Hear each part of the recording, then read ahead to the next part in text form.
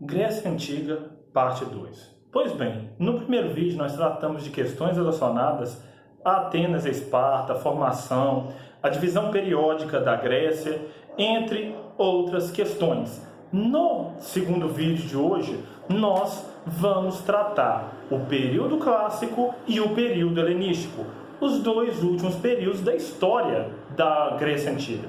Desse modo, gente, o que nós podemos observar? Podemos observar uma maior produção de documentos sobre esse período. E por que isso acontece? A burocracia naquele momento já era maior. O expansionismo grego já era maior. A cultura grega já estava mais enraizada. Desse modo, nós temos no período clássico, as chamadas guerras médicas. O que foram as guerras médicas? Um confronto entre Grécia e a Pérsia pelo controle do Mar Egeu. A Pérsia já vinha controlando ali uma parte considerável do Oriente Médio. Então, ou seja, a Pérsia já tinha dominado parte do Egito, onde hoje é o Afeganistão, parte da atual Turquia, e partia ali rumo à Europa, rumo ao Mar Mediterrâneo. E no confronto com a Grécia, os persas são derrotados. Temos ali 6 batalhas, as duas principais, a Batalha de Maratona, que deu origem à prova de maratona, depois que o soldado Fídias corre 42 quilômetros entre Maratona e Atenas para levar a mensagem que os gregos haviam ganho a guerra, e a Batalha das Termópilas, a famosa batalha de Leônidas e seus 300 soldados. A primeira batalha de Maratona vencida pelos gregos, a segunda batalha vencida pelos persas, e as demais batalhas vencidas pelos gregos, que expulsaram os persas do seu território. Com a expulsão dos persas, nós temos um desenvolvimento cultural e econômico fortíssimo de Atenas. Então, Atenas tenta ali um imperialismo, um domínio de outras regiões, estabelecer toda a parte das cidades gregas sob o seu domínio. E aí, se Atenas foi grandiosa nas guerras médicas, ela vai se enfraquecer com a chamada Guerra do Peloponeso. Alguns autores chamam a Guerra do Peloponeso de suicídio da Grécia. Por quê? Porque ela enfraqueceu o mundo grego antigo, facilitando invasões estrangeiras. Sobre as invasões estrangeiras, daqui a pouco eu falo. Então a gente tem aqui, na sociedade grega, uma questão, na sociedade ateniense, determinadas situações muito interessantes sobre o desenvolvimento da democracia. Foi no governo de Péricles que a democracia atinge o seu auge, porque a economia andava muito bem. Então você tem a diminuição das desigualdades sociais, o fim da escravidão por dívidas e outras medidas mais que fizeram aquele momento ser chamado o século de ouro, ou século de Péricles. E Péricles ser também lembrado como um dos principais governantes de toda a história. Eu repito, toda a história. Então, desse modo, temos também, gente, a questão da Guerra do Peloponeso. Ela coloca Esparta contra Atenas. E lembra vocês que Esparta era uma cidade militarizada. Ou seja, tudo em Esparta era voltado para a guerra. Desde os 7 anos, as crianças eram levadas para o acampamento militar, e dos 7 aos 30 anos elas eram treinadas para a guerra. Lembrando, gente, pessoas que nascessem com algum tipo de deficiência em Esparta eram jogadas do alto de um penhasco. Para eles, só serviam aqueles saudáveis. Os não saudáveis eram excluídos. A Esparta tinha um sistema de governo diferenciado do de Atenas. Na Esparta, você tem uma gerúcia, comandada pelos anciãos, pessoas com mais de 60 anos. Lembrando que pessoas com mais de 60 anos eram pessoas raras naquele mundo grego. Por quê? A maioria das pessoas, sejam homens ou mulheres, morriam antes dos 40 anos de idade. Todo mundo morre, logicamente, mas a média de vida na Grécia Antiga era muito baixa. Os homens viviam um pouco por causa principalmente das guerras e as mulheres viviam um pouco por causa do parto. O parto matava muitas mulheres no mundo grego, segundo o que nos contam os historiadores. Continuando falando sobre a Guerra do Peloponeso, foi o conflito contra o imperialismo ateniense, comandado por Esparta. E Esparta, com treinamento militar, Esparta, com a tradição guerreira, vence Atenas. Foi uma vitória fácil? Não, de modo nenhum. E essa vitória acabou também por enfraquecer o mundo grego. E facilitou quem? Facilitou a invasão de Alexandre Magno, ou também chamado de Alexandre o Grande. E, meninos, aproveitando esse enfraquecimento, Alexandre o Grande começa um período de expansão a partir da Macedônia, território então localizado ali ao norte de grande parte das cidades, da cidade-estado grega, puxa essa invasão para a Grécia, passando pelo Oriente Médio, chega ao Egito, vai até a Ásia Central, chegando na divisa do Paquistão com a Índia. Qual a importância dessa invasão do Alexandre o Grande?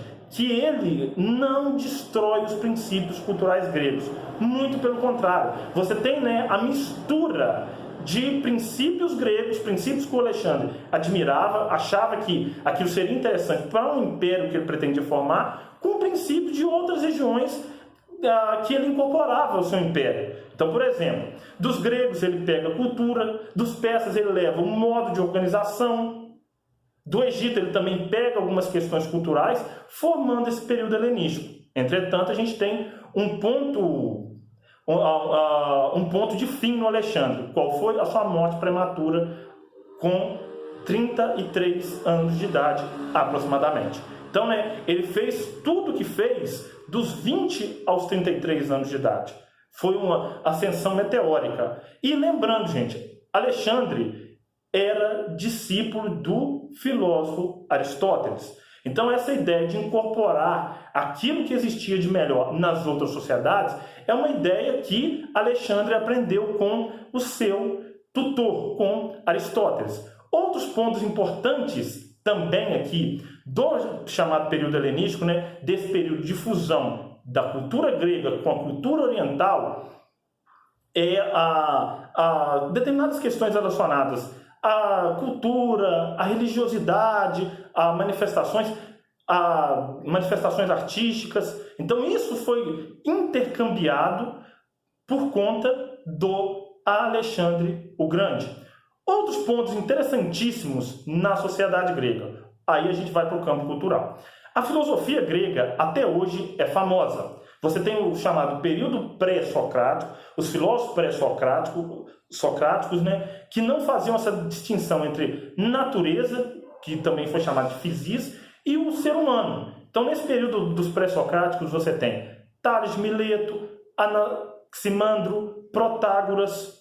Então, todos eles são filósofos que misturam a physis, que é a física, com a humanidade. A partir do momento em que Sócrates e o seu novo olhar sobre a filosofia é colocado, isso é bem separado no mundo grego. Sócrates, Platão e Aristóteles são nomes muito lembrados dentro da filosofia atual. São clássicos. Lembrando, o que é um clássico? É aquele que a sua obra não perde a validade com o tempo. Então, desse modo, é uma grande herança do mundo grego para nós essa filosofia.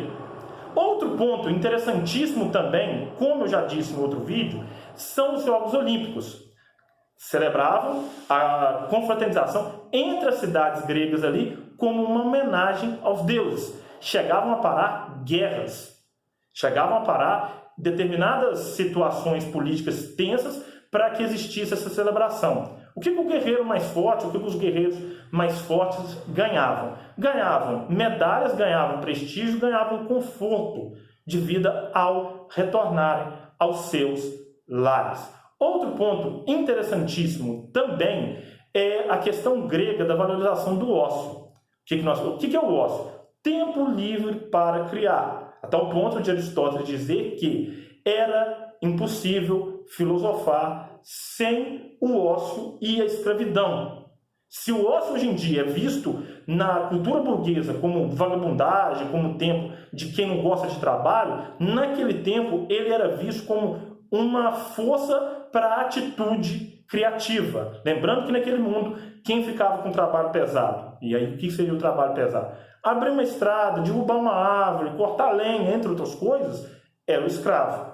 O cidadão, aquele que com direitos políticos ou não escravo, ficava com esse tempo livre para se dedicar às suas atividades comerciais ou para se dedicar à filosofia, à vida mesmo. Outro ponto importantíssimo no mundo grego é o teatro grego. Meninos, teatro sempre existiu. Sempre existiu. Existiu, né, no Antigo Egito, existiu na Mesopotâmia. Mas qual é a novidade do teatro grego? Levar a vida para os palcos. O teatro egípcio e o teatro mesopotâmico tratavam de questões de vida após a morte, questões relacionadas aos seus deuses. Quando o teatro chega na Grécia Antiga, ele também começa com esse retrato sobre vida após a morte. Entretanto, o que vai acontecer? Com o tempo, ele começa a levar a vida para os palcos, com comédias e tragédias, peças de comédia e peças de tragédia. Em determinados momentos, como o governo de Pisístrato, o teatro serviu muitas vezes de grande pedagogo da população. E a acústica do teatro grego era fantástica. Lembrando que quem encenavam era apenas os homens. A sociedade grega era extremamente misógina, né? Tinha um desprezo muito grande pela mulher, mesmo em Esparta, do que daqui a pouco eu vou falar. E tanto os papéis masculinos quanto os femininos eram encenados por homens com máscaras. E a acústica do teatro grego era fantástica, porque muitas vezes 8.000, 5.000 pessoas se reuniam no anfiteatro grego e todas elas conseguiam entender aquilo que era dito no centro do palco. Outro ponto importantíssimo também é o papel da mulher na sociedade grega. Em Atenas era completamente desvalorizado. Você tem espaços, né, no mundo ateniense no qual a mulher era isolada. Existia, né, o gineceu, que é o espaço exclusivamente para a mulher. Quando seus maridos estavam em reuniões nas casas, principalmente nas casas maiores, ela não podia se aproximar. A mulher era vista muitas vezes como um mero órgão reprodutivo.